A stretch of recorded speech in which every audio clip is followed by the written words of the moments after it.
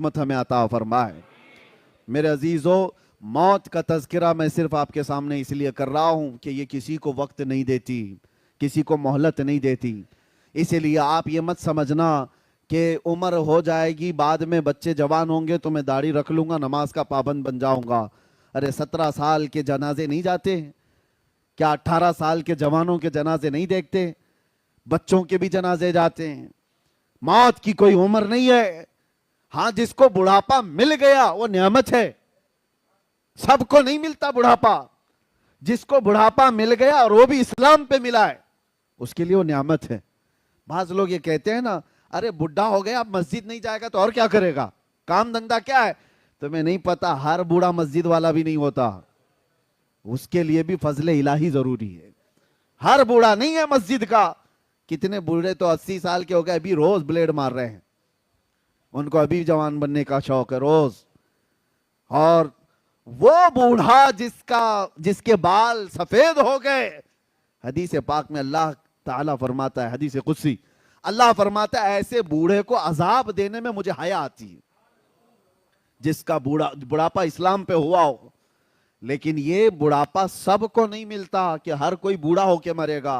कितने तो जवानी में चले गए। कारी खुर्शीद साहब इमामत कर रहे थे, मुश्किल से शायद उनकी 50 के आसपास की उम्र होगी, 45 48 साल की उम्र। जबकि निजाम यह बताया गया 40 साल के बाद जवानी शुरू होती पहले। और कुरान पाक में जो अल्लाह तबारक व तआला ने फरमाया वलम्मा बलगा अशुद्दा, यानी ये जो शिद्दत वाली जवानी उसको 40 साल का आ गया।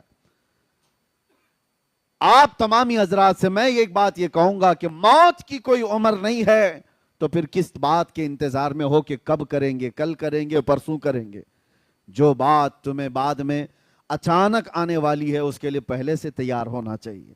अपने आप को इतनी अच्छी हालत में रखो कि किसी दिन मलकुल मौत आए तो हाथ पैर मार करके मोहलत मांगने वाली नौबत ना आए कि थोड़ा टाइम मिल जाए मैं तस्बीह पढ़ लूं, थोड़ा टाइम मिल जाए लोगों का खाया हुआ वापस कर दूं, थोड़ा टाइम मिल जाए कज़ा नमाजें पूरी कर लूं। ऐसी हालत में ना आ जाओ। इसीलिए एक आपको मैं बता दूं, हदीस का मफहूम है हासिबू क़ब्ल अन तुहासबू, अपना हिसाब कंप्लीट रखो इससे पहले कि तुम्हारा हिसाब पूछा जाए। हिसाब अपना कंप्लीट रख लो इससे पहले कि तुम्हारा हिसाब पूछा जाए। और मौत सबकी एक तरह की भी नहीं है। एक बुजुर्ग ने बड़ी प्यारी हिकायत लिखी है कि एक बादशाह सफर पर जा रहा था, शाहाना करोफर है और बहुत सारे तफरीह के लिए निकले हुई पूरी जमात है। अचानक रास्ते में एक फकीर आया और बादशाह से कहा, बादशाह सलामत, आपसे मुझे कुछ बात करनी है। बादशाह ने कहा, ये मेरे आराम का वक्त है, तफरीह का है, अभी मैं तो पिकनिक पे जा रहा हूं, क्या चाहिए तुझे बोल। फकीर ने कहा, नहीं नीचे उतर आओ बग्गी से, आपसे मुझे बात करनी है। बादशाह ने कहा, बड़ा बदतमीज फकीर है ये, बादशाह को उसकी बग्गी से उतार रहा है। तो उसने फौरन हुक्म दिया, वजीरों को पकड़ो इस फकीर को। फकीर ने अपना जुब्बा हुआ किया, खोला और उसके बाद बादशाह को खींचकर नीचे उतारा और कहा, पहचान मुझे, मैं मलकुल मौत इजराइल हूं, मैं मलकुल मौत इजराइल हूं। बादशाह अब वो कपकपाने लग गया, पूछा कि आप क्यों आए? कहा, मैं क्यों आता हूं तुम्हें पता है, रूह लेने आया हूं। कहा, इसी वक्त? कहा, इसी वक्त। कहा, इतना वक्त दे दें कि मैं वापस चला जाऊं ये सफर को खत्म करके और अपनी सल्तनत के सारे काम बेटे को सुपुर्द कर दूंगा। कहा, उतना टाइम नहीं है तेरे पास, मैं बहुत जल्दी, अभी वक्त काफी कम बचा है। तो उसने कहा, इतनी मोहलत दे दीजिए कि बीवी से बात कर लूंगा। वो भी नहीं है। उसको थोड़ी सी भी मोहलत नहीं दी गई, उसी वक्त उसको गिरा दिया गया और उसकी रूह कब्ज कर ली गई। जो शाहाना कर्रोफर के साथ जा रहा था उसको रास्ते में अचानक मलकुल मौत ने रूह निकाल ली। तस्वीर का एक दूसरा रुख भी है सेम। एक आलिम रब्बानी है, परहेजगार, वो अपने घर से झोला लेकर सामान लेने के लिए बाहर जल्दी जल्दी जा रहे हैं।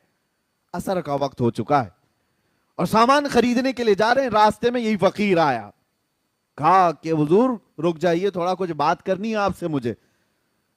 वो आलिम दीन रुक गए और कहा, क्या बात है, जल्दी जल्दी बात कीजिए, मुझे घर से सौदा लेने के लिए, सामान लेने के लिए जाना है और घर में वापस पहुंचाकर मस्जिद में अजान हो चुकी है, जमात से नमाज पढ़नी है, जल्दी आप बताइए क्या बात है। फकीर ने कहा आपने नहीं पहचाना, मैं मलकुल मौत इजराइल हूं। उस आलिम रब्बानी ने झोला फेंक दिया, जो सामान लाने के लिए जा रहे थे झोला फेंक दिया और कहा कहां थे आप, आपके इंतजार में कितनी रातें कट गई, क्या आप आएंगे रूह निकालेंगे, मैं रब से मुलाकात करूंगा। ये दुनिया में जिसकी रूह अटकी हुई है माल से वो मोहलत मांगता रहता है, और जो रिज़ाए इलाही के लिए जीता है वो मलकुल मौत का इस्तेकबाल करता है। आप कहां थे? तो अब यहां मंजर बदला हुआ है। मलकुल मौत ने कहा इतनी जल्दी भी क्या है आपको, आप जाइए सामान खरीद लाइए और अपने बच्चों को सामान दे दीजिए, घर वालों को कुछ वसीयत करनी है वो भी कर लीजिए। उस आलिम रब्बानी ने कहा आपको जिस काम के लिए अल्लाह ने भेजा वो कीजिए आप। मेरे बच्चों का मालिक अल्लाह है, वो मुसब्बिबुल अस्बाब है, जिसने मुझे खिलाया वो मेरे बच्चों को भी खिलाएगा, मेरा यकीन है, आप अपना काम कीजिए। मलकुल मौत वहां मोहलत नहीं देना चाहते और इधर कह रहे हैं कि और कुछ है तो आप कर लीजिए काम। फिर उस आलिम रब्बानी से कहा कि और कोई आपकी ख्वाहिश है? उस आलिम रब्बानी ने कहा अगर आप इतना वक्त लेकर के आए हैं पहले से, इतनी मोहलत लेकर के आए हैं पहले से, तो ख्वाहिश इतनी है घर नहीं जाऊंगा, अल्लाह के घर जाऊंगा। जिस वक्त नमाज पढ़ रहा हूं सजदे के आलम। और सरकार ने क्रेडिट स्कोर के रूल को भी बदल दिया है, अब क्रेडिट स्कोर को और भी जल्दी आप बढ़ा सकते हैं, पर शायद आप लोगों को इसके बारे में मालूम ही नहीं होगा। देखिए क्रेडिट स्कोर को 550 से 800 तक बढ़ाना मुमकिन है। आपको गुड स्कोर ऐप के बारे में तो पता ही होगा ना, और अगर उनकी रूह, तुम्हारा और हमारा जो दुनिया से जाने का मंजर है वो अलग है, नबियों का मकाम अलग है।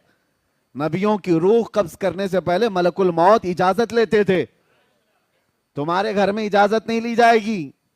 हाँ अंबिया से इजाजत ली जाती, लेकिन वो मूसा अलैहिस्सलाम की रूह कब्ज करने का मंजर तो बहुत अलग ही है। मलकुल मौत आए थे और उनसे पूछा कि अल्लाह के नबी मूसा आपकी रूह कब्ज करने के लिए अल्लाह ने मुझे भेजा है। उन्होंने एक तमाचा लगा दिया और कहा जाता है किसने, मूसा पैगंबर ने मलकुल मौत को, और उनकी आंख बाहर आई। वो वापस चले गए रब ताला के हुजूर और कहा है ला तूने किसके पास भेजा? उसने मार करके आंख बाहर कर थी। वो पैगंबराना जलाल था, किसी दूसरे को क्या मलकुल मौत छोड़ देते, और क्या किसी की हिम्मत थी। यहां यह अकीदा मुझे बताना है, वो खबीसों को समझना चाहिए जो नबी को अपने बराबर समझते हैं। कभी आप जो बराबर कहते हैं बड़े भाई के तरह, हमारी तरह बशर थे, तुम भी मलकुल मौत को थोड़ा उंगली उठा के दिखाओ, पता चलेगा तुमको कहां पहुंचा दिया जाएगा। वो नबी की शान है, अल्लाह अपने महबूबों को यह ताकत दिया हुआ है। अल्लाह ताला ने नहीं फरमाया कि निजाम में खलल हो गया, नहीं, रब ताला ने फरमाया ए इजराइल जाओ दोबारा और एक घने बालों वाला बकरा लेकर जाओ और उनसे कहो कि इस बकरे के जिस्म पर हाथ रखें, उनके हाथ के नीचे जितने बाल आएंगे उतनी उम्र उनकी बढ़ा दी जाएगी, उतनी जिंदगी उनको दी जाएगी। दोबारा इजराइल आए और मूसा अलैहिस्सलाम के पास बकरा पेश किया, कहा आप इस पे हाथ रखिए, आपके हाथ के नीचे जितने बाल आएंगे उतनी उम्र आपकी बढ़ा दी जाएगी। दूसरा कोई हो तो कहता ना कि 1 साल बढ़ गया तो चले ठीक है, 10 साल बढ़ जाएंगे ठीक है। मूसा अलैहिस्सलाम ने कहा हट जाओ, मैं रब से बात करता हूं। अल्लाह करीम से आपने कलाम किया और कहा ऐ अल्लाह जब इतने साल भी गुजर जाएं तब क्या होगा? रब ने फरमाया मौत आएगी, इसलिए कि मेरा वादा है कुल्लु नफ्सिन ज़ाइक़तुल मौत, हर जान वाली चीज को मौत का मजा चखना है। मूसा अलैहिस्सलाम को अल्लाह ने क्या फरमाया? मौत तो आएगी, जितने साल भी हों गुजर जाएं मौत आएगी। तब मूसा अलैहिस्सलाम ने कहा जब मौत आना ही है तो अब क्या तब क्या। फिर इजराइल से कहा कि मुझे बैतुल मुक़द्दस के करीब कर दो। जमीन को लपेट दिया गया, आपको दम जदन में बैतुल मुक़द्दस के करीब कर दिया गया। वहां पर एक कब्र खोदी जा रही थी, उसमें हजरत मूसा अलैहिस्सलाम लेटे और कहा इजराइल से कि अब मेरी रूह कब्ज कर लो। ये शान है नबियों की कि हर एक की मौत इस तरह से नहीं आती है, कुछ मौतें वो हैं, इसीलिए मौत में भी दर्जात हैं। मौत में दर्जात हैं। एक हजरत उमर फारूक रज़ियल्लाहु ताला अन्हु से मरवी ये बात है, आपसे पूछा गया मौत के आने के अंदाज अलग अलग हैं? आपने कहा हाँ। कहा कैसे? कहा मोमिन की रूह और काफिर की रूह निकालने में फर्क है। एक काफिर की और एक बदबख्त की, गुनहगार की रूह ऐसे निकाली जाती है जैसे कांटों की झाड़ी पर रेशम का कपड़ा डालकर खींचो। रेशम का कपड़ा, सिल्क का कपड़ा डालकर कांटों की झाड़ी पर जब कपड़ा खींचेंगे तो उसके तार किस तरह निकलते चले जाएंगे। रूह निकलने के वक्त उसको ऐसा लगेगा नाखून नाखून से उसकी रूह निकाली जा रही होगी, शिद्दत का दर्द होगा। और फिर आपसे पूछा गया मोमिन की रूह कैसे निकाली जाती है? कहा ऐसे जैसे मैदे के गुंदे हुए आटे में बाल फंसाओ तो निकाल लिया जाता है। एक बाल गुंदे हुए आटे में फंसा हो तो उसको निकालने में क्या महसूस हो, न बाल को पता चले न आटे को पता चले। तो आपके हाथ में है किस तरह दुनिया से जाना चाहते हो। कुरान में अल्लाह ने फरमाया है या अय्यतुहन नफ्सुल मुतमइन्ना इरजिई इला रब्बिकी रादियतम मरदिया फदखुली फी इबादी वदखुली जन्नती। कुछ वो लोग हैं जिनके मरने से पहले उनके कानों में ये आवाज आती है, ऐ पाकीज़ा जान के मालिक आजा अपने रब की तरफ खुशी खुशी। अल्लाह फरमाता है मेरे बंदों में शामिल हो जा, मेरी जन्नत में दाखिल हो जा। और हदीस पाक में है कुछ गुनहगार ऐसे हैं जिनके मरने से पहले कानों में आवाज आती है या अय्यतुहन नफ्सुल खबीसा, ऐ बुरे जान के मालिक उखरुजी मिनल जसदिल खबीस, गंदे जिस्म से निकल जा। अल्लाह का ये हुक्म होता है, गंदे जिस्म से निकल जा और मेरे बंदों से दूर हो जा, जहन्नम में दाखिल हो जा। और वो इस आवाज से ही तड़प जाता है, चेहरा बदल जाता है, मौत के वक्त जो डर तारी हो जाता है। अजीजा ने गिरामी वकार, मौत के वक्त जो हालात आते हैं, कुरान कहता है कि अगर तुम देख लो ना फरिश्तों को कि फरिश्ते कैसे मारते हैं और यदरिबून वुजूहहुम व अदबारहुम, उनके पीछे उनकी पेशानियों पर मारते हैं रूह निकालने के लिए, बहुत शिद्दत का दर्द। और कहा गया सकरात का वक्त ऐसा कि मक्खी भी अगर उसके जिस्म पर बैठे तो पहाड़ की तरह लगता है, उसके लिए पानी का एक कतरा एक नदी के बराबर लगता है। ये मौत के अंदाज है। मैं गुफ्तगू समेटते हुए अब आपको बताऊं मेरे अजीजों, यही बात इमाम आजम अबू हनीफा से पूछी गई। अब ये हमारे ईमान की बात कर रहा हूं, तवज्जो, कैसे मरना चाहते हो सुन लो। इमाम आजम अबू हनीफा से कि सुना है बदबख्त और गुनहगार की मौत बड़े दर्दनाक अंदाज से आती है और एक आशिक रसूल की मौत बड़ी खुशहाली के साथ आती है, वो खुशी खुशी दुनिया से जाता है। ऐसा क्यों होता है जबकि रूह निकालने वाला एक ही है, फरिश्ता एक ही है, दर्द कैसे होता है, रूह एक ही है। आपने क्या कहा जानते हो? इमाम आजम ने कहा जा सूरह यूसुफ पढ़ ले, तुझे समझ में आ जाएगा। सूरह यूसुफ कुरान पाक की सूरह 13वें पारे में हजरत इमाम आजम अबू हनीफा ने कहा जा ये पढ़ ले। वो पढ़ कर के आया, उसमें मौत का कहीं जिक्र ही नहीं है। ये कैसे काफिर की मौत आती है, कैसे मोमिन, अरे उसमें तो यूसुफ और जुलेखा के वाकयात हैं। वो आकर के कहा इसमें मुझे कहीं कुछ मिला नहीं। कहा फिर से पढ़ करके आ, फिर पढ़ करके आया, कुछ नहीं मिला। मौत के निकलने का या रूह के निकलने का कोई मंजर उस पर नहीं है। इमाम आजम ने पूछा फिर क्या पढ़ा तूने? कहा उसमें तो अल्लाह ताला ने यूसुफ अलैहिस्सलाम के बचपन से लेकर के उनके वजारत उज़्मा तक के वाकयात भी बयान फरमाए। कहा उसमें जुलेखा का वाकया तो पढ़ा है? कहा क्या है वाकया? उसने कहा जुलेखा यूसुफ अलैहिस्सलाम के हुस्न पर फिदा हो गई थी, देख करके फिदा हो गई। शहर की औरतों ने उनको ताना देना शुरू किया जुलेखा को कि एक जवान लड़के पर तू फिदा हो गई, इसलिए कि उन औरतों ने यूसुफ को देखा नहीं था, ताने मार रही थी। तो जुलेखा ने क्या किया, एक दावत की उन सारे रईस औरतों की और घर में बुलाया और सब के हाथों में एक लीमू दिया और एक हाथ में चाकू दिया और कहा जब मैं कहूंगी तब ये लीमू काटना। बड़ी बड़ी रईस औरतें बैठी थी। इसी आलम में यूसुफ अलैहिस्सलाम को जुलेखा उस हाल में बुलाती हैं। यूसुफ अलैहिस्सलाम का हुस्न ऐसा था, जमाल ऐसा था कि जो देखता था वो पलकें झपकाना भूल जाता था। जैसे ही यूसुफ अलैहिस्सलाम दाखिल हुए, इधर से जुलेखा ने आवाज दी कि अपने अपने हाथों में मौजूद लीमू काट दो। औरतें यूसुफ अलैहिस्सलाम को देखने में ऐसे हो गई, मगन हो गई कि उनके हाथों से लीमू गिर गया, 4 उंगलियां कट गई, कुरान पाक में यह वाकया मौजूद है। क़त्तअना अयदियहुन्ना, अल्लाह फरमाता है उन्होंने अपने हाथों की उंगलियां ही काट ली। अरे औरत जात है, थोड़ा सा खरोच आ जाए तो वावेला करती है, 4 उंगलियां कट जाए पता नहीं चला। हाँ, एक कैफियत इंसान पर आती है जब वो महवियत की कैफियत है, यानी किसी में गुम हो जाता है तो कटने का दर्द नहीं होता, पता नहीं चलता। तो उसने शख्स ने इमाम आजम से ये कहा, यह वाकया तो मैंने कुरान में पढ़ा है, लेकिन इसका मौत से क्या लेना देना? इमाम आजम ने कहा, इसी से तो लेना देना है। बात तर हकीकत ये है, एक मोमिन साले, एक आशिक रसूल जब दुनिया से जा रहा होता है, रूह निकालने का दर्द बहुत होता है, बहुत तकलीफ तो होती है, लेकिन मलकुल मौत इधर से आते हैं, ताजदारे मदीना उधर से आते हैं। इधर से ये रूह निकाल रहे होते हैं, उधर वो जमाले मुस्तफा देख रहा होता है, वो हसीन चेहरा देख रहा होता है। अरे औरतों को यूसुफ का हुस्न देखते देखते उंगलियां कटने का दर्द नहीं हुआ, मोमिन सालेह को जमाले मुस्तफा देखकर रूह निकलने का भी एहसास नहीं होगा, पता ही नहीं चलेगा कि रूह कब निकली। इसी को तो आला हजरत ने फरमाया था, हुस्न यूसुफ पे कटी मिस्र में अंगुश्त जना।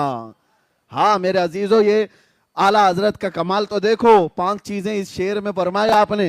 हुस्न यूसुफ पे कटी मिस्र में अंगुश्ते जना, सर कटाते हैं तेरे नाम पे मर्दान अरब।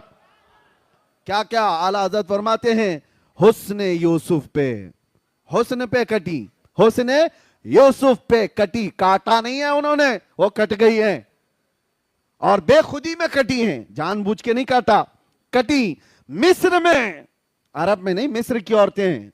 अंगुश्त यानी उंगलियां और जना औरतें, और इसके बदले में दूसरा मिसरा देखो कमाल का, आला हज़रत कहते हैं वहां उंगलियां कटी थी और यहां सर हैं अरबों के, सहाबा के, ताबाइन के, और वहां हुस्न पे कटी थी, यहां तो सिर्फ नाम पे कटने को तैयार है। और वो कट गई थी बेखुदी में, मगर रसूलुल्लाह के दीवानों का हाल यह है कि कटाना भी चाहते हैं, ऐसे नहीं कि बेखुदी में कट गया सर, नहीं, जान करके कि ये कहने पर मेरा सर कट सकता है फिर भी कटाने को तैयार है। सर कटाते हैं तेरे हुस्न पे नहीं या रसूल अल्लाह, तेरे नाम पे। और मिस्र की औरतें नहीं, अरब के मर्द, अरब के बड़े शहसवार, या रसूल अल्लाह ये तेरी अजमत है कि वहां हुस्न यूसुफ पे औरतों की उंगलियां कट गई थी, यहां सिर्फ आपके नाम पर बड़े बड़े शहसवार अपना सर कटाने को तैयार है।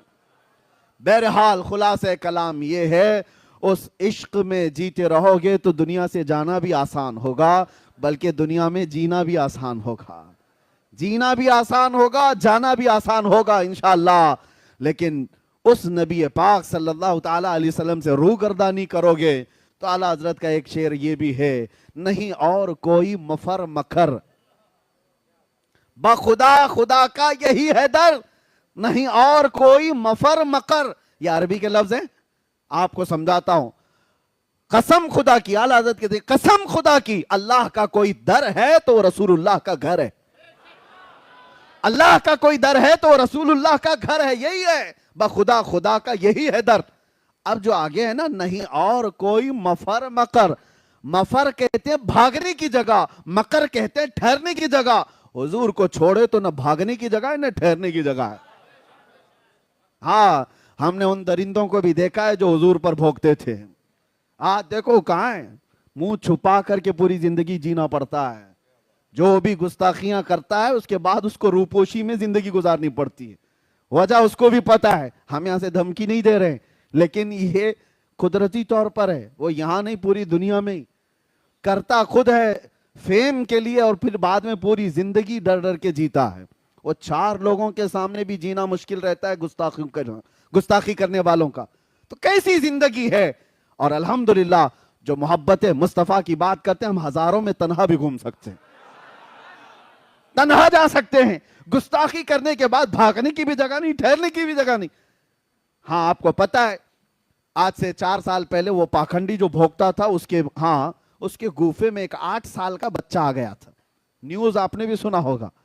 मुसलमान बच्चा था और गलती से पानी लेने के लिए चला गया था, न्यूज वालों ने भी बहुत चलाया, लेकिन उसको इतना बड़ा कर दिया गया, अरे मुसलमान बच्चा आ गया 8 साल का, पता नहीं क्या करने आया था क्या नहीं करने आया था, सारे उसके तरफ। अरे बात दर हकीकत उस बच्चे की नहीं है, तुमने जो गुस्ताखी की है उसके बाद 8 साल का बच्चा भी तुम्हारे लिए मलकुल मौत लगता है। हालांकि बच्चों से क्या हो सकता था, उसको तो मौत का फरिश्ता समझने लग गया। ये डर है, ये खौफ है हुजूर को छोड़ने के बाद या हुजूर पर भौंकने के बाद। और वो जो राफजी कुत्ता था लखनऊ का, जिसने नाम भी बदला था दीन भी बदला था, हाँ, दूसरे धर्म में जाकर के लोगों को प्रमोट कर रहा था कि मैंने धर्म भी बदल लिया नाम भी बदल लिया। कहां है, ढूंढ के निकालो, आज कहीं है। 6 महीने चाटुगिरी करते रहे, उसके बाद वहां से भी किक मार के भगा दिया गया। धोबी का कुत्ता, न घर का न घाट का।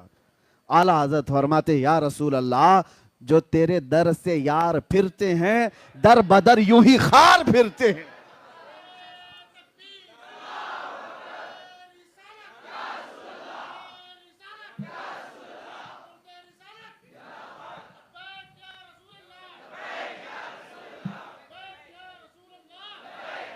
या रसूल अल्लाह, जो तेरे दर से यार फिरते हैं दर बदर यूं ही खार फिरते हैं। और जो उनके दर से वाबस्ता हुआ उसका हाल तो यह है कि हर जमाने ने देखा है, जब तक बिके न थे तो कोई पूछता न था। या रसूल अल्लाह, तुमने खरीद कर हमें अनमोल कर दिया।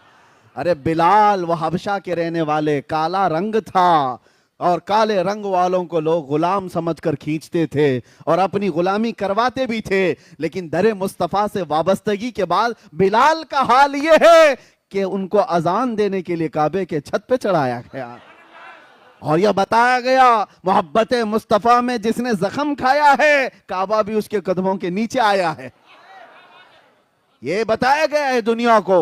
और जो वाबस्ता हुआ है खाक के जर्रों को मेरे आका ने हमदोश सुरैया कर दिया। खुद न थे जो राह पर औरों के हादी बन गए।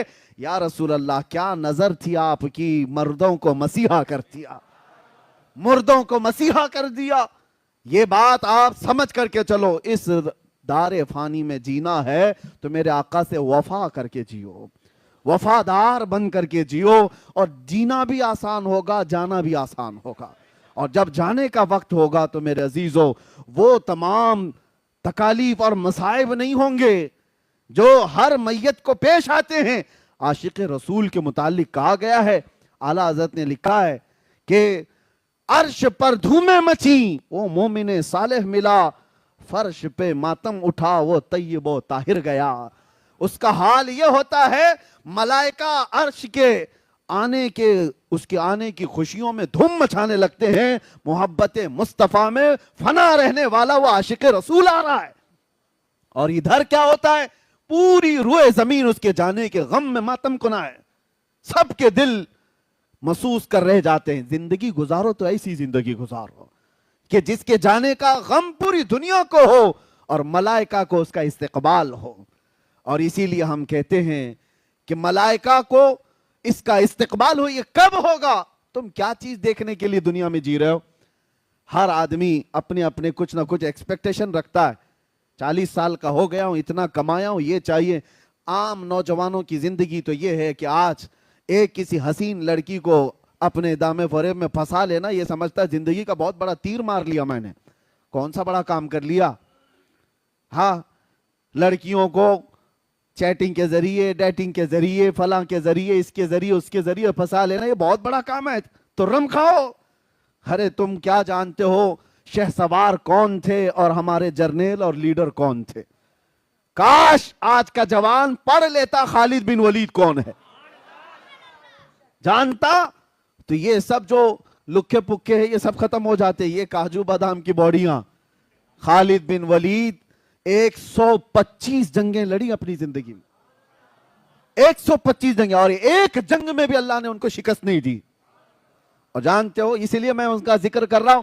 खालिद बिन वलीद जब लड़ने के लिए जाते थे तो उनके हाथ में जो तलवार थी वो 35 किलो की होती थी, 35 किलो की तलवार।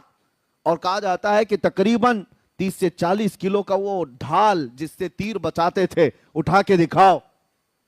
और इस हाल में वो जंग करते थे। और खुद खालिद बिन वलीद कहते हैं, एक जंग ऐसी है, जंगे मौता, जिसमें 9 तलवारें मेरे हाथ से टूटी हैं।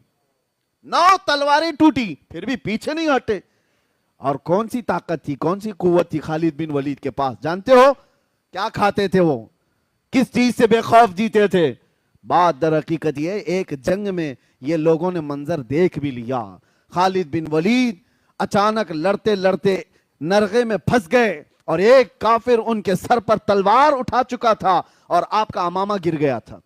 खालिद बिन वलीद ने अपनी गर्दन नहीं बचाई, अमामा बचाने के लिए आगे गए। अरे वो दुश्मन गर्दन पर तलवार उठाया है और गिरा हुआ अमामा उठाने चले गए। उनका यकीन कैसा था, गर्दन उस वक्त तक नहीं कटेगी जब तक मौला नहीं चाहेगा। अमामा उठा लिया, अपना अमामा ले लिया। वो सामने दुश्मन जो खड़ा था वो हैरत में है। कहा एक छोटा सिपाही भी ऐसी गलती नहीं करता, तुम तो सिपह सालार हो खालिद बिन वलीद, कि तुम ऐसे वक्त में जब तलवार तुम्हारी गर्दन पर हो और तुम अपना खोया हुआ अमामा उठाने जा रहे हो, ये पगड़ी उठाने जा रहे हो। खालिद बिन वलीद ने जवाब दिया था, बात दर हकीकत यह है मैं अपनी ताकत के बलबूते नहीं लड़ता, ये मेरे बाजुओं की ताकत नहीं है जो मुझे जर्नेल बनाई हुई है। हकीकी बात यह है इस अमामे में मेरे रसूलुल्लाह के 3 मुँह मुबारक है।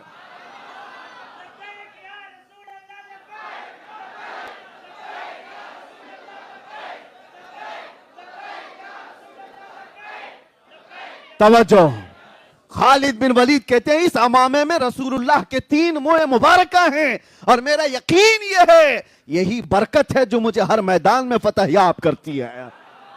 हाँ, ये है निस्बत सहाबा की, ये है वफादारी जो उन्हें ताकतवर बना रखी थी। इसीलिए मैंने कहा वफा करो तो जीना भी आसान है, जाना भी आसान। और बेवफाई में यहां घुट घुट करके मरते रहोगे। इसीलिए मेरे अजीजों, आखिरी बात यह है, आला हजरत ने फरमाया ज्यादा देर इंतजार मत करो, अपने आप को बदलने, अपने आप को तौबा करके सही रास्ते पर लाने के लिए ज्यादा देर तक इंतजार ना करो। आज ले उनकी पनाह, आज मदद मांग उनसे, कल नहीं, आज ले उनकी पनाह, आज मदद मांग उनसे, कल ना मानेंगे कयामत में अगर मान गया। वहां तो सब मानेंगे बड़े बड़े लोग देख करके, आज ही मान लो मेरे आका को। अब मैं आपसे एक सवाल पूछता हूं, मुझे दिल पे हाथ रख करके बताओ, कायनात में सबसे हसीन चेहरा मेरे आका का था या नहीं? सबसे आला अखलाक मेरे नबी के थे या नहीं? नबी कौनैन सल्लल्लाहु ताला अलैहि वसल्लम की जिंदगी सबसे आला थी या नहीं? उनकी हदीसें सबसे सच्ची, उनकी जुबान सबसे सच्ची, उनके अखलाक सबसे सच्चे, उनका हुस्न सबसे आला। जिस जमात के पास ऐसा रसूल हो, किसी दूसरे को देखने की जरूरत ही क्या है?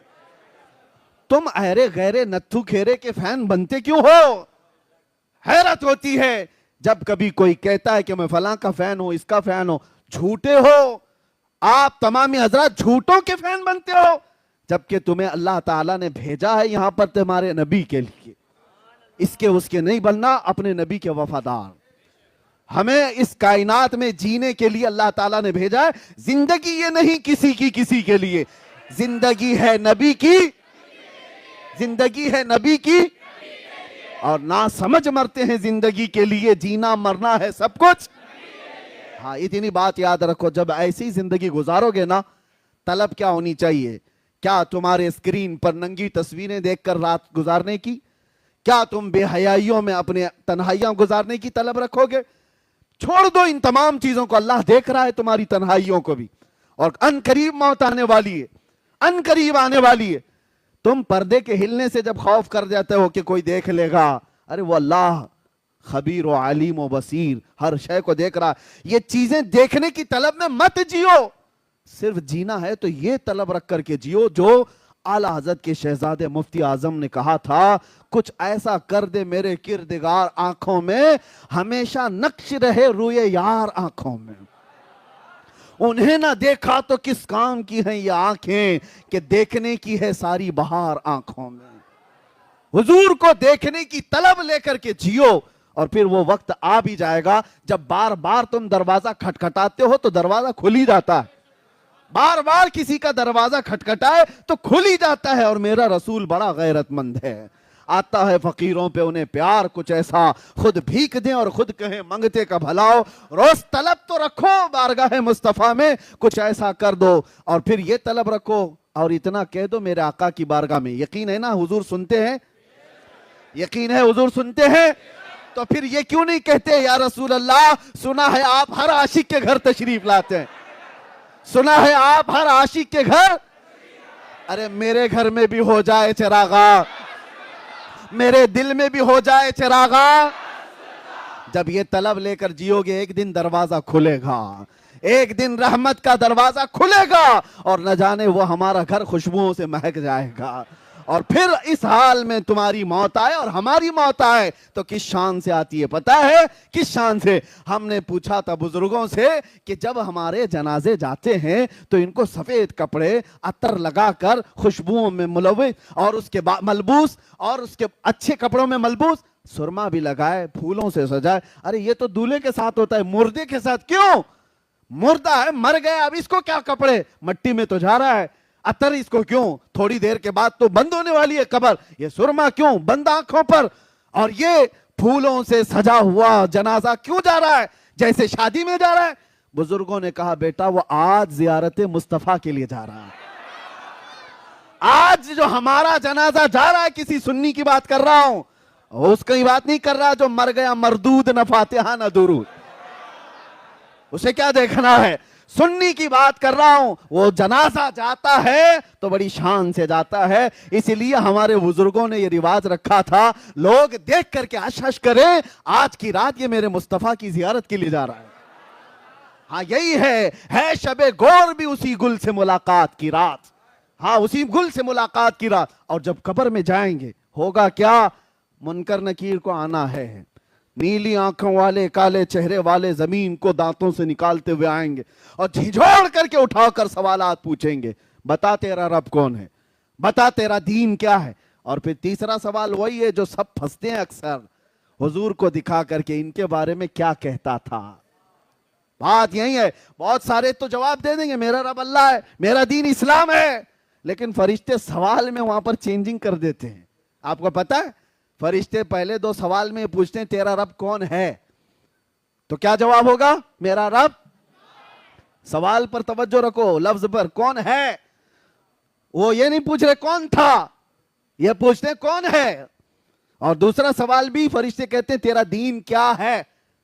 फरिश्ते ये नहीं पूछते तेरा दीन क्या था, क्या पूछते हैं? तेरा दीन क्या है, वो कहता है इस्लाम। लेकिन तीसरे सवाल में फरिश्ते चेंज कर जाते हैं, मा कुन्त तक़ूलु फी हक़्क़ि हाज़ा रजुल।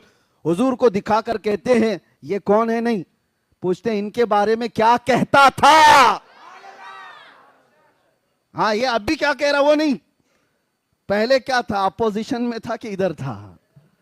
उनको दिखा करके हुजूर को फरिश्ते कहते हैं मा कुन्त तक़ूल, क्या कहता था हुजूर के बारे में। हाँ तो वो फिर हुजूर को जो कहता था उसे कहना पड़ेगा। हाँ वो खबीस क्या कहेगा जो पीठ पीछे का इल्म नहीं कहता था, जो वो क्या कहेगा जो अपने बड़े भाई की तरह कहता था, हुजूर को कमतर समझता था मुआज़ अल्लाह, वो क्या कहेगा? वो हा ला अदरी, नहीं मालूम क्या कहूंगा।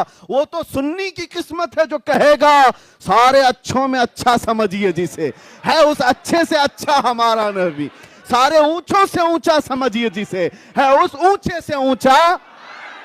अरे जिसके तलवों का धुवन है आबे हया, है वो जाने मसीहा।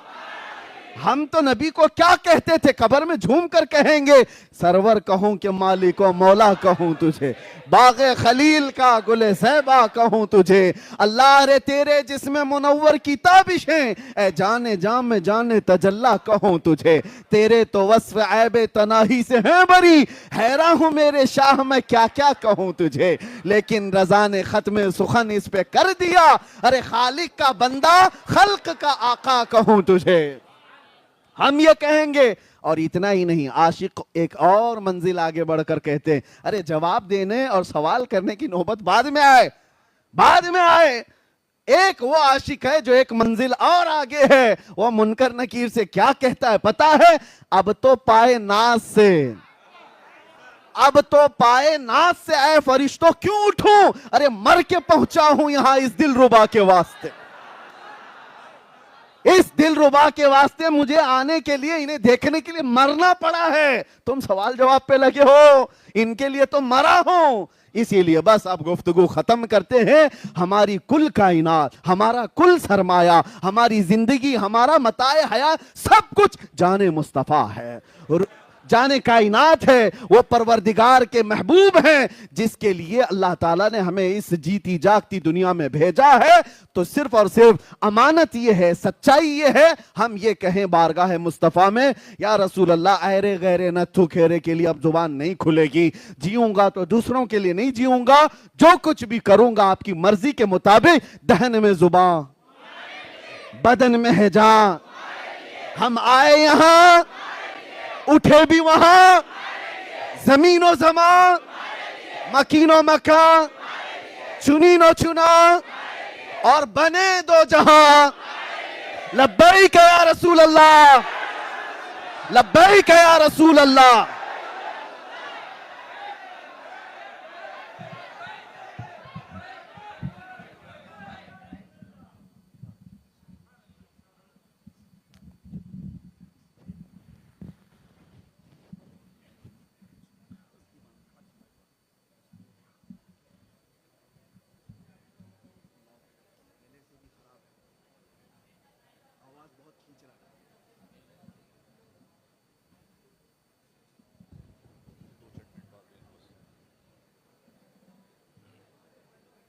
बच्चे थे नकाली साहब के?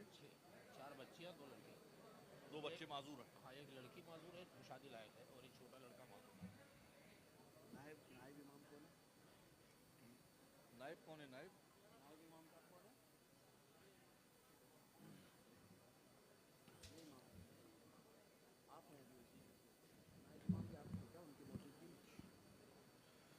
मोहतरम सामीन, अस्सलामु अलैकुम व रहमतुल्लाहि व बरकातुहू। अल्हम्दुलिल्लाह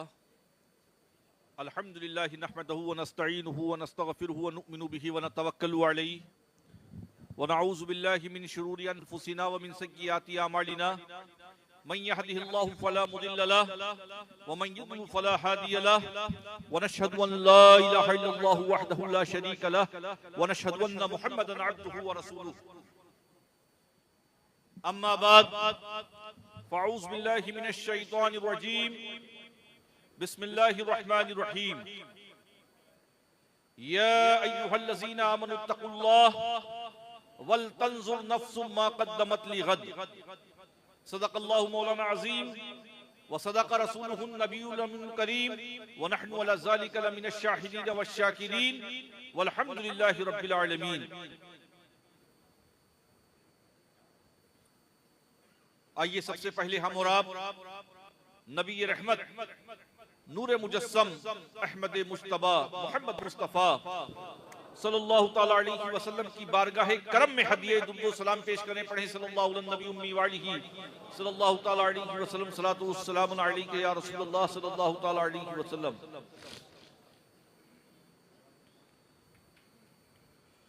उन्हें जाना, उन्हें माना न रखा गैर से काम। उन्हें जाना, उन्हें माना न रखा गैर से काम। लिल्लाहिल हम्द, मैं दुनिया से मुसलमान गया। हाय गाफिल वो क्या जगह है जहां, हाय गाफिल वो क्या जगह है जहां 5 जाते हैं 4 फिरते हैं। मौत उसकी करे जिसका जमाना अफसोस, मौत उसकी करे जिसका जमाना अफसोस। यूं तो दुनिया में सभी आए हैं मरने के लिए। या रसूल अल्लाह, खल्क के हाकिम हो तुम। या रसूल अल्लाह, खल्क के हाकिम हो तुम। रिज़्क़ के कासिम हो तुम। तुमसे मिला जो मिला तुम पे करोड़ों दुरूद। या रसूल अल्लाह, क्यों कहूं बेकस हूं मैं। या रसूल अल्लाह, क्यों कहूं बेकस हूं मैं, क्यों कहूं बेबस हूं मैं। तुम हो मैं तुम पर फिदा, तुम पे करोड़ों दुरूद। या रसूल अल्लाह, हमने खता में न की, तुमने अता में न की, कोई कमी सरवरा तुम पे करोड़ों दुरूद। तरीक़े मुस्तफा को छोड़ना है वजह बर्बादी, तरीक़े मुस्तफा को छोड़ना है वजह बर्बादी। इसी से कौम दुनिया में हुई बेइख्तिदार अपनी, इसी से कौम दुनिया में हुई बेइख्तिदार अपनी। प्यारे दीनी भाइयों,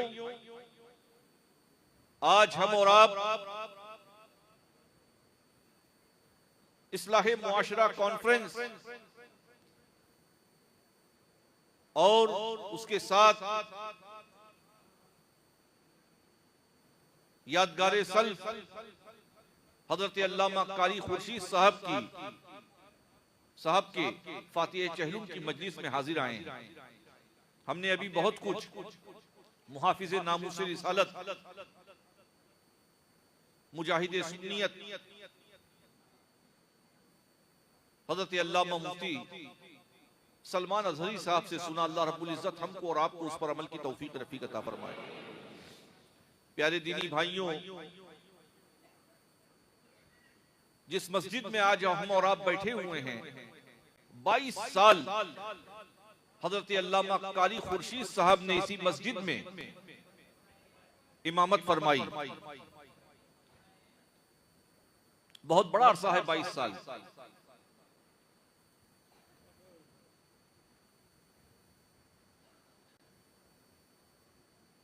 जुमे की शब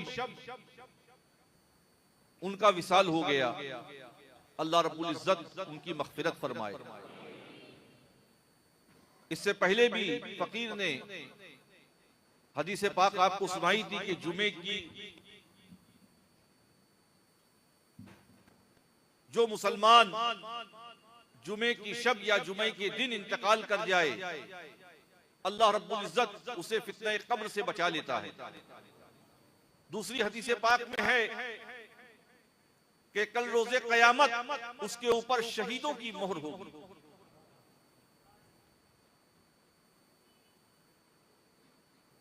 ये जलसा इस्लाह मुआशरा जो ग्लोबल कमेटी कराती है, इनकी जहन साजी करने वाले इन नौजवानों की हजरत अल्लामा कारी खुर्शीद साहब थे। उन्होंने नौजवानों का एक ग्रुप बनाया और हर साल इस्लाह मुआशरा के नाम से नाग देवी स्ट्रीट पर यह कॉन्फ्रेंस होती थी, जिसमें गुज़िश्ता साल भी मुजाहिद सुन्नियत हजरत अल्लामा सलमान अजहरी साहब क़िबला तशरीफ लाए थे। अल्लाह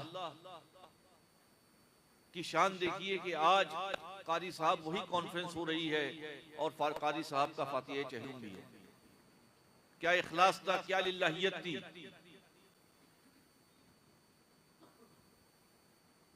कि वो प्रोग्राम जो उन्होंने शुरू किया, आज उसी प्रोग्राम में उनका फातिह चहलुम भी हुआ है, होगा। प्यारे दीनी भाइयों, कारी साहब इस दुनिया से रुखसत हो गए। हमारी कौम का बड़ा बुरा हाल है। वो शख्स जिसने 22 साल इस मुसल्ले पर इमामत के फराइज अंजाम दिए, आप उसके घर वालों की खबर जरूर लीजिएगा। अइम्मा मसाजिद के साथ, उलमाए किराम के साथ, उनके जाने के बाद उनके अहले खाना के साथ जिस तरीके का आपका और हमारा सलूक है, ये मातम की बात है,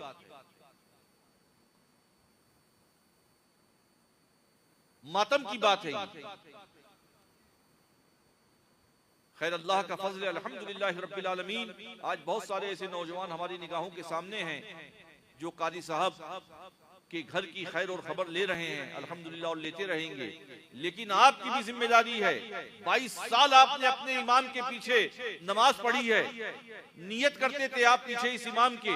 आज उनके दुनिया से रुखसत हो जाने के बाद जरूरी है आपके लिए कि आप उनके घर वालों की खबर लें।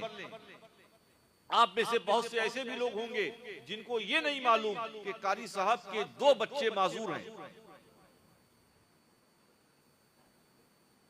बोलने से और सुनने से। ये महंगा शहर है बंबई, किस तरीके से उनका गुजारा होगा बताइए आप। अचानक उनका विसाल हो गया। तो प्यारे दीनी भाइयों, ये जलसा तो आपने बहुत जोर शोर से किया है, ये जहन में रखिएगा कि उनके घर वालों की खबर भी लीजिएगा। ये ना हो कि हम लाखों रुपया इधर उधर लुटा दें और वो इमाम हमारा जिस इख्तिदा में हम नमाज अदा करते थे उसके घर वाले फाका कर रहे हैं।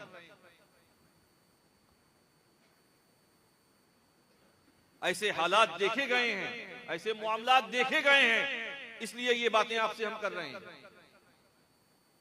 पूरी पूरी जिंदगी मुसल्ले पर जिन इमाम मसाजिद ने गुजारी, आज उनके घर वालों की कोई खबर लेने वाला नहीं है। उनके आखिरी वक्त में उनका इलाज कराने वाले लोग नहीं रह गए थे। वो मुसल्ली जो कतार में खड़े होकर उनका हाथ चूमते थे, वो उनको अस्पतालों में जाके देखने को नहीं तैयार, अस्पताल में जाके देखने को नहीं तैयार थे। ये हाल है आपकी कौम का।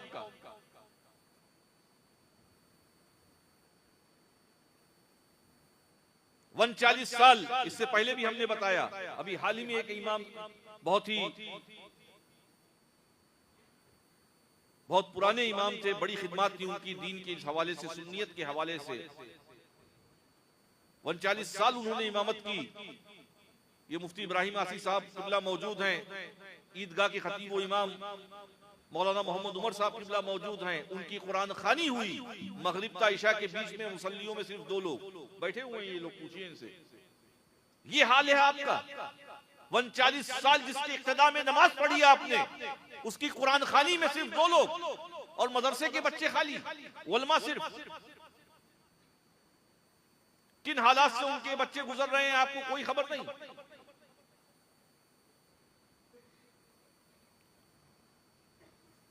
तो जरूरत ट्रस्टियों से भी गुजारिश है, खास तौर पर याकूब भाई से हमारी गुजारिश है कि याकूब भाई 22 साल इस मस्जिद में जिस आदमी ने इमामत की, ना जाने कैसी कैसी सऊबतों से 2-4 हो के भी वो सुबह फजर में मुसल्ले पे आ जाया करते थे। 15 साल से जामिया कादरिया अशरफिया में मुदर्रिस थे, कारी साहब दर्जे हिफ्ज़ के मुदर्रिस थे। जिस शब आपका विसाल हुआ उस दिन भी आपने पढ़ाया दरसगाह में बच्चों को, कुरान करीम की तालीम से आरास्ता किया बच्चों को। प्यारे दीनी भाइयों, तो खास कर इस बात को जहन में रखिएगा कि उनके घर वालों की खबर लीजिएगा। 6 बच्चे कारी साहब के हैं, जिसमें 2 बच्चे माजूर हैं। जिन हजरात को जो कुछ करना है वो याकूब भाई से भी राब्ता कर सकते हैं, रिजवान भाई से भी राब्ता कर सकते हैं, रियाज भाई से भी राब्ता कर सकते हैं, और बहुत सारे कारी साहब के अहबाब हैं जिनसे वो राब्ता करके उनके घर वालों की खबर ले सकते हैं।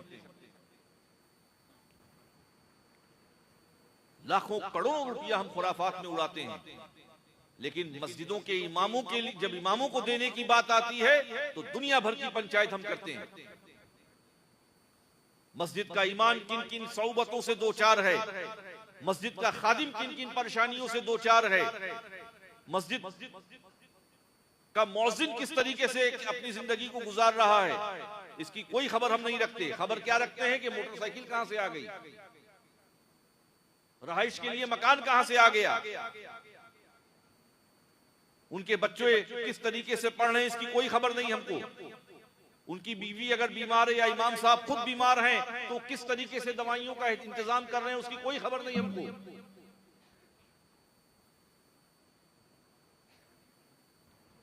तो जरूरत इस बात की है कि अपने मसाजिद के अइम्मा की खबर ली जाए, मदारिस के उलमा की खबर ली जाए।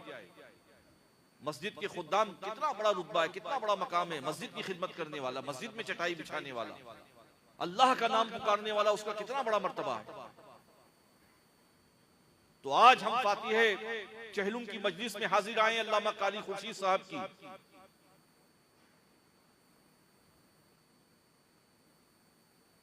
आप हजरात उनके घर वालों की खबर लीजिएगा। अल्लाह उनकी मग़फ़िरत फरमाए, उनकी कब्र पर अनवार तजल्लियात की बारिश फरमाए। बेज़बान आदमी थे। आम तौर से मैं याकूब भाई से बताना चाहता हूं कि हर इमाम जो है कहीं ना कहीं ट्रस्टियों से कुछ ना कुछ उनके मामलात होते हैं। इतना अरसा गुजर गया, 15 साल कारी साहब को हमारे वहां गुजरा, कभी उन्होंने अपने किसी ट्रस्टी की या मस्जिद के मामलात को लेकर कभी कोई बात की।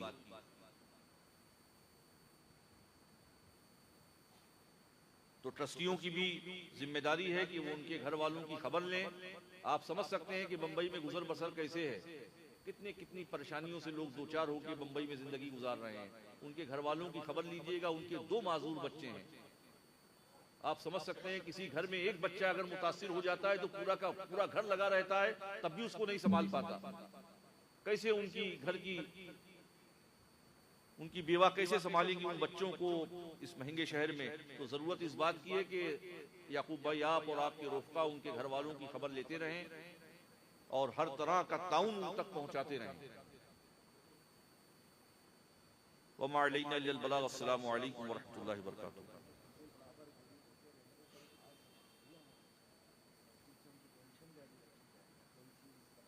हजरत अल्लामा मुफ्ती सलमान अजहरी साहब फरमा रहे हैं कि खबर लेने से मुराद ये नहीं है कि सिर्फ आप जाइए पूछ लीजिए आप ठीक हैं कि नहीं है। खबर लेने से मुराद ये है कि उनके घर वालों की आप मदद करें। वो मस्जिद में मतलब रनिंग इमाम थे, तो मस्जिद के जिम्मेदारों को चाहिए कि कम से कम उनको पेंशन पहुंचवाएं। यही कहना है ना मुफ्ती साहब आपकी, कि मतलब पेंशन से मुराद ये है कि उनके घर वालों को कुछ ना कुछ पहुंचाते रहें वो, ताकि उनका गुजर बसर चलता रहे। अगर वो उस मस्जिद को छोड़ के चले गए हो तो एक अलग बात थी। वो इस मस्जिद में थे और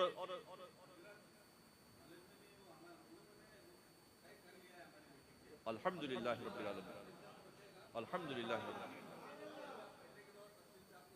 अल्हम्दुलिल्लाह रब्बिल आलमीन।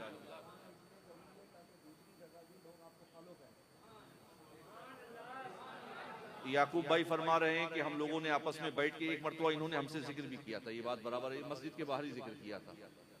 ये आइए याकूब भाई आइए, कम से कम आपको सुनने के बाद या आपके कुछ करने के बाद दूसरी मस्जिदों के लोग कम से कम जो है वो अपने अइम्मा का ख्याल रखेंगे।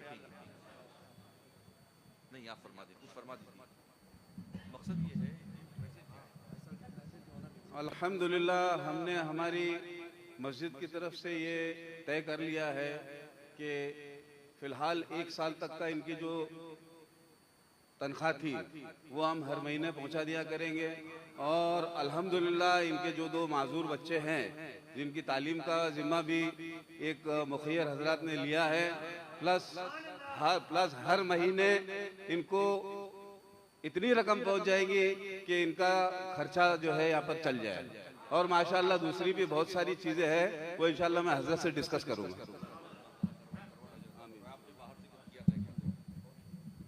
नहीं बस काफी है। अल्लाह तबारक व तआला कारी साहब की बेहिसाब मग़फ़िरत फरमाए। जैसे कि हजरत ने फरमाया, ये अगर आज इस तरह के कायदीन फिक्र ना करें तो कौम कभी फिक्र भी नहीं करती। कि हजरत ने जिस तरह से मरहूम कारी साहब के सिलसिले में कहा, बातें जोश में बहुत हो जाती है, जब मामला गर्म होता है तो सब लोगों के दिल नरम रहते हैं और उसके बाद अरसा बीतता जाता है तो लोग भूल जाते हैं, फरामोश कर जाते हैं। तो ऐसा ना हो कि वो अभी अभी का हादसा है, इसके लिए देखिए कहीं कुछ फ्लड आया तो सारे लोग निकल आए मदद के लिए, उसके बाद साल भर के बाद उनके घर में क्या हो रहा है किसी को खबर नहीं है। मुसलसल तरीके से किसी को स्टैंड करने के लिए कोई चीज़ होनी चाहिए। जैसे कि अभी हमारे याकूब भाई ने ऐलान भी किया और बड़ी दिल की खुशी है। मैं कई दिनों से सोच भी रहा था कि उनके लिए कोई मुस्तकिल चीज़ होनी चाहिए। उन्होंने मस्जिद से जो इमाम की तनख्वाह थी उनके ना होने पर भी घर पर वो तनख्वाह पहुंचा रहे हैं इंशाअल्लाह। बहुत अच्छी पहल।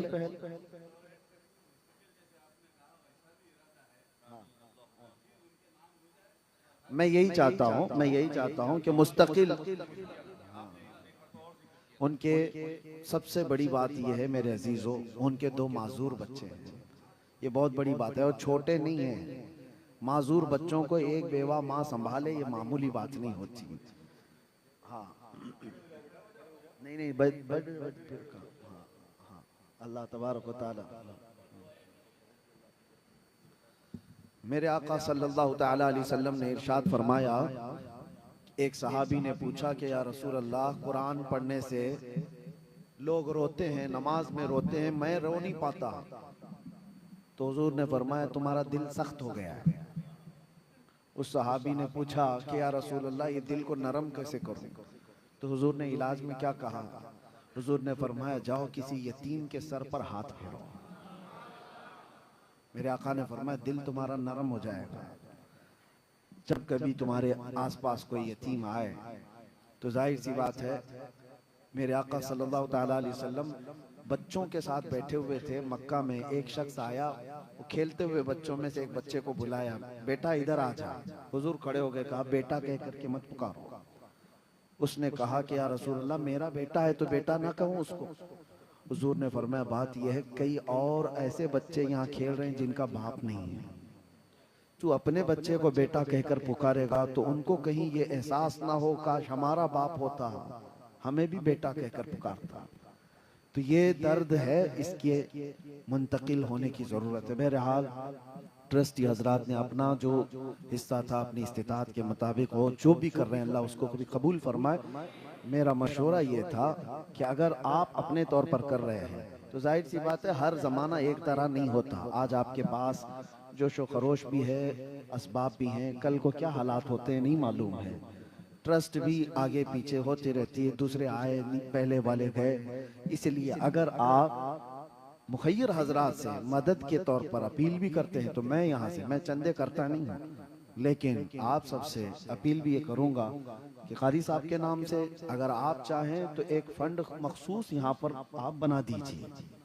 मस्जिद का तो फंड होता ही है, मस्जिद का तामीरी होता है, तो मस्जिद के लिए जो चीज़ आती है वो दूसरे कामों में खर्च नहीं हो सकती। जिस मद में जो चंदा आया है उसी मद में इस्तेमाल होगा। मस्जिद का पैसा किसी दूसरे काम में हम खर्च नहीं कर सकते। तो जाहिर सी बात है ये जो भी कर रहे होंगे वो अपनी जेब से कर रहे होंगे, आपस के ताउन से कर रहे होंगे। आप तमामी हजरात भी, मोहल्ले वाले, दीगर लोग इसमें बढ़ चढ़ करके हिस्सा लें। और मैं आपसे कहता हूँ कि मखसूस उनके नाम का कोई एक फंड रख दें, कारी साहब का फंड, जो भी उस नाम से ताउन आए।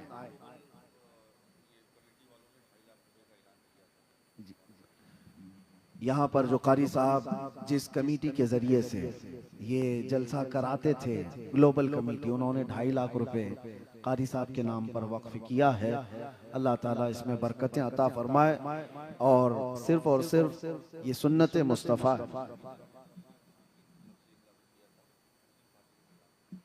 हज़रत के वालिद गिरामी हुज़ूर मुसन्ना मियां रहमतुल्लाहि ताला अलैह के मुरीदीन की तरफ से कारी साहब के नाम पर 1 लाख रुपए वो वक्फ किए गए हैं। ये फंड से इंशाअल्लाह अज़ीज़ ये तो शायद उनको पहुंच जाएगा, बाकी आप तमाम हजरात में, हाँ ये उनकी तरफ से है, उनके घर वालों के लिए, बाकी मस्जिद के लिए मेरा मशवरा है। बाकी आप हजरात बेहतर जानते हैं, अगर कोई अलग से फंड उनके लिए मखसूस होता है तो उसमें से वो महीना दे सकते हैं या दीगर कामों में उनके बच्चों के इलाज के लिए खर्च कर सकते हैं। अल्लाह ताला इसको कबूल फरमाए।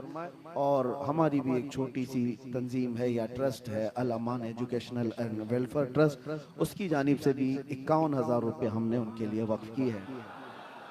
मुझ फकीर की तरफ से जो छोटी इस्तिताअत रखता है, आप हजरात भी अपना हिस्सा जरूर पेश करेंगे ताकि कोई भी इमाम अपने आप को लावारिस ना समझे कि जब तक हमारे पीछे कौम है तो उसको प्राउड फील होता है। आज हम यहाँ खड़े हैं आप सबके ये जोश और जज्बे की वजह से, वरना पीछे मुड़कर देखने के बाद कूफा हो जाए तो कौन खड़ा रहेगा।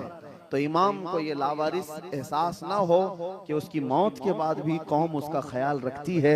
अल्लाह ताला आप सबके कार खैर को, ट्रस्टियों के कार खैर को, हजरत की इस हौसला अफजाई को कबूल फरमाए और कारी साहब की बेहिसाब मग़फ़िरत फरमाए। सलात व सलाम पढ़ें।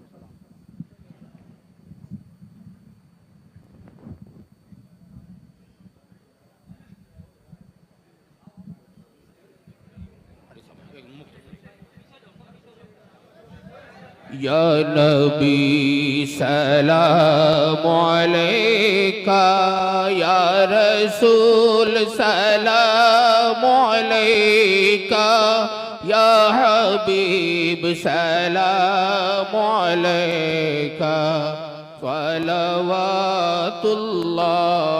अलैका। क्या कहूँ आका मैं क्या हूँ, खादिम गौसुल वरा हूँ, आशिक़ ख्वाजा पिया हूँ, शाह सिमोना का गदा हूँ। या नबी सलाम अलैका, या रसूल सलाम अलैका, या हबीब सलाम अलैका, सलवातुल्लाह अलैका। सरवरा शाह करीमा दस्तगीरा दिल नवाजा, हमको भी मिल जाए सदका रब्बे हबूले उम्मती का। या नबी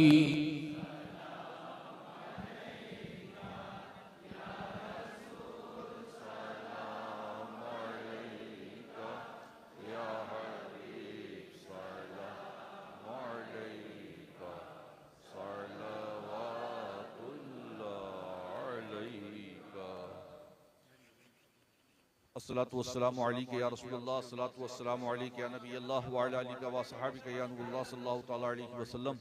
अल्लाहुम्मा सल्लि अला सय्यिदिना व मौलाना मुहम्मदिन सलातन तुनज्जीना बिहा मिन जमील अहवाली वल आफात व तक़दी लना बिहा जमीअल हाजात व तुतहहिरुना बिहा मिन जमीइस सय्यियात व तरफ़उना बिहा इंदका अल दरजात व तुबल्लिगुना बिहा अक़सल गायात मिन जमील खैरात फिल हयाति व बअदल ममात इन्नका अला कुल्लि शैइन क़दीर। या अल्लाह या रहमान या रहीम, मौलाए रहीम मौलाए करीम, तू हजरत अल्लामा कारी खुर्शीद साहब की या अल्लाह मग़फ़िरत फरमाना। या अल्लाह तू उनकी कब्र पर अनवार व तजल्लियात की बारिश फरमाना, उनकी कब्र को तहद्दी निगाह नूर से मामूर फरमाना। कल रोज़े क़यामत अपने महबूब सल्लल्लाहु तआला अलैहि वसल्लम की शफ़ाअत से माला माल फरमाना। या अल्लाह तू अपने महबूब के सदक़े व तुफ़ैल हम सबको ईमान पर खात्मा नसीब फरमाना, ईमान के साथ मदीना मुनव्वरह में दो गज़ ज़मीन अता फरमाना। या अल्लाह तू अपने महबूब के सदक़े हम सबको इस्तिक़ामत फिद दीन अता फरमाना, सिराते मुस्तकीम पर इस्तिहकाम अता फरमाना, नमाज़े पंजगाना की पाबंदी अता फरमाना, नमाज़े पंजगाना बजमात अदा करने की हमें तौफीक रफ़ीक अता फरमाना। या अल्लाह तू अपने महबूब के सदक़े व तुफ़ैल मौलाए रहीम मौलाए करीम हमें तिलावत कलाम पाक की तौफीक रफ़ीक अता फरमाना, तालीम कुरान पर अमल की तौफीक रफ़ीक अता फरमाना, तालीम कुरान को आम करने की हमें तौफीक रफ़ीक अता फरमाना। या अल्लाह तेरे महबूब की सुन्नतों पर हमें अमल की तौफीक रफ़ीक अता फरमाना। या अल्लाह तेरे महबूब सल्लल्लाहु तआला अलैहि वसल्लम की सुन्नतों को आम करने की हमें तौफीक रफ़ीक अता फरमाना। या अल्लाह तो कल रोज़े क़यामत अपने महबूब की शफ़ाअत से हम सबको माला माल फरमाना। या अल्लाह बीमारों को शिफा अता फरमाना, बेरोजगारों को साहिब रोजगार फरमाना, बे औलादों को नेको साले औलाद अता फरमाना, मकरूजों को बारिक कर से जाता फरमाना, जो बहनें बेटियां हमारे घरों में उन्हें गैब से अच्छा रिश्ता अता फरमाना।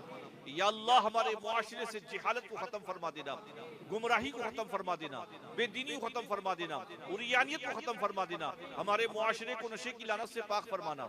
जो नौजवान हमारी नशाखोरी में मुब्तला हैं, या अल्लाह तूने इस बुरी आदत से छुटकारा अता फरमाना। या अल्लाह तू अपने महबूब के सदके व तुफैल फिलिस्तीन के मजलूम मुसलमानों की मदद फरमाना। या अल्लाह तू जख्मी फिलिस्तीनियों को शिफा अता फरमाना, शहीदों की मग़फ़िरत फरमा देना, जिनके घर तबाह हो गए उनके घरों की बाजियाबी की सबील पैदा फरमा देना। या अल्लाह क़िबला अव्वल मस्जिद अक़सा की हिफाजत फरमाना, यहूद व नसारा के शर से क़िबला अव्वल मस्जिद अक़सा को आज़ाद फरमा देना। या अल्लाह तू यहूद व नसारा के शर से गज़ा की सरज़मीन को पाक फरमा देना। या अल्लाह तू अपने महबूब के सदके व तुफैल मुसलमानान आलम की जान माल इज़्ज़त व आबरू की हिफाजत फरमाना। या अल्लाह हमारी मसाजिद की हिफाजत फरमाना, हमारे मदारिस की हिफाजत फरमाना, हमारी खानकाहों की हिफाजत फरमाना। या अल्लाह जालिम हुक्मरानों के शर से हमारी हिफाजत फरमाना। मौलाए रहीम मौलाए करीम हमारी जान माल इज़्ज़त व आबरू की हिफाजत फरमाना। मौला हमारी जान माल इज़्ज़त व आबरू की हिफाजत फरमाना। मौला तू अपने महबूब के सदके व तुफैल हमारे रिज़्क़ में, इल्म में, अमल में बरकत अता फरमाना। हर आफत व बला मुसीबत से हमारी हिफाजत फरमाना, हमारे घरों में खैर व बरकत नाजिल फरमाना, आफतों को, बलाओं को, मुसीबतों को दूर फरमा देना। मौला तुझे फजल करते नहीं लगता बार, न हो तुझसे मायूस उम्मीदवार।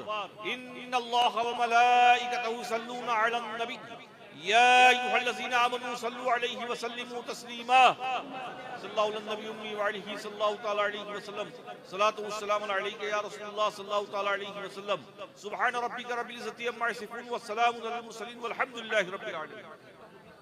हजरत भाई बेअदबी मत कीजिए। देखिए, मस्जिद का एहतराम करें। अगर आप अल्लाह के घर का एहतराम नहीं करेंगे तो क्या होगा? खाना खुदा का एहतराम आप भूल जाते हैं।